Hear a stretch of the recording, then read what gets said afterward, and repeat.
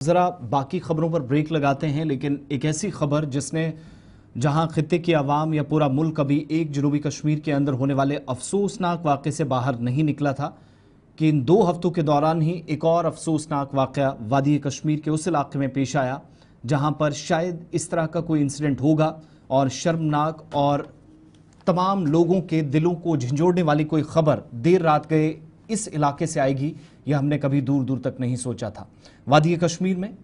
اس خوبصورت سرزمین پر جہاں محبت، امن اور بھائی چارے کا پیغام دیا جاتا تھا، انسانیت اور اخوت کا پیغام دیا جاتا تھا، وہاں ایک خانہ بدوش خاتون کے جنسی زیادتی کے شکار ہونے اور قتل کی خبر نے اس وقت پورے خطے کے اندر شدید تشویش کی لہر اس وقت قائم کر دی ہے۔ اور ابھی تک کی اطلاعات کے مطابق کہ ان 4 درندوں کو بھی پولیس حکام کی جانب سے گرفتار کر لیا گیا ہے جنہوں نے اس افسوسناک واقعے کو وادی کشمیر میں سری نگر شہر کے ایک قریبی علاقے میں انجام دیا۔ خانہ بدوش جو کہ ان دنوں وادی کشمیر یا جموں صوبے کے پہاڑی سلسلوں میں جاتے ہیں اور جیسے جیسے مزید گرمیاں بڑھتی ہیں تو مال مویشی کے ساتھ، چونکہ یہی ان کا ذریعہ معاش بھی ہے، مختلف بالائی علاقوں کا رخ کرتے ہیں۔ سرحدی ضلع راجوری اور ریاسی کے سرحد کے بالکل قریب سے تعلق رکھنے والی خاتون جس کی تصویر بھی آپ اپنی اسکرین پر دیکھ رہے ہیں، اطلاعات کے مطابق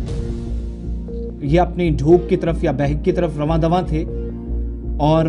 نشاد کے قریب سری نگر میں جہاں پر اس خاندان نے یا جو تمام خانہ بدوش تھے، راستے میں ان کے کئی پڑاؤ ہوتے ہیں، رکتے ہیں، کئی جگہوں پر انتظامیہ کی جانب سے شیڈز قائم کیے گئے، کچھ جگہوں پر ان لوگوں کو خیمہ زن ہونا پڑتا ہے، اپنی طرف سے خیمے یا ٹینٹ لگانے پڑتے ہیں۔ یہ خاتون اپنے خاندان کے ساتھ تھی اور رات دیر گئے خبر ملی کہ تقریباً 4:30 پونے 5 بجے کے آس پاس جب وہ بکریاں چرا رہی تھی، کام میں مصروف تھی، اسی دوران 4 لوگوں نے اسے اپنی حیوانیت کا شکار بنایا اور بعد میں جا کر جب مزید تحقیقات ہوئی، ہم نے بھی ریسرچ کی، پتہ چلا کہ اس خاتون کی موقع پر ہی موت ہو چکی تھی۔ اسپتال لاتے ہوئے اس کو مردہ ضرور قرار دیا گیا، لیکن اصل میں جو حالت تھی اور جو خاندانی ذرائع سے بھی بات ہوئی جن نے اس بات کی تصدیق کی کہ درندگی کی ایک مثال یہ بھی تھی کہ اس خاتون کی آنکھیں تک نکالی گئی تھی۔ اب سچائی کیا ہے یہ پوسٹ مارٹم رپورٹ یا پولیس مزید اب اس پر کوئی لب کشائی کرے گی تو کچھ کہا جا سکے گا، لیکن یہ خاتون جو اپنے قبیلے کے ساتھ اپنی منزل کی طرف رواں دواں تھی، یہ سفر اس کی زندگی کا آخری سفر نشاد سری نگر میں ثابت ہوا۔ انسانیت، کشمیریت دونوں کل دفن دوبارہ سے ہو گئے ہیں۔ بائیسرن کے بعد، میں نے پہلے ہی کہا تھا کہ بائیسرن کے بعد یہ میری نظر میں سب سے بہت ہی بڑا واقعہ ہے اور میری اس پوری ریسرچ میں شاید پچھلے 20-25 سالوں میں یہ پہلا اس طریقے کا اجتماعی انسیڈنٹ ہوا ہو کشمیر کے اندر۔ اگرچہ پولیس نے رات کی کارروائی کی ہے، گرفتاریاں بھی ہوئی ہیں، لیکن بڑا سوال یہ ہے کہ کہا جا رہا کہ نشے کی لت میں یا نشے میں تھے نوجوان جنہوں نے یہ ہوا کی بیٹی کی عزت تار تار کی، نہ صرف بنت ہوا کو تار تار کیا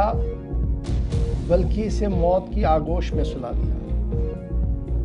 اب سوال یہ ہے کہ آخر ایسا ہوا کیوں؟ اب سوال یہ بھی ہے کہ کیا خاموشی سے اس کو دیکھا جائے، اور سوال یہ بھی ہے کہ آواز بلند کرنے کے بعد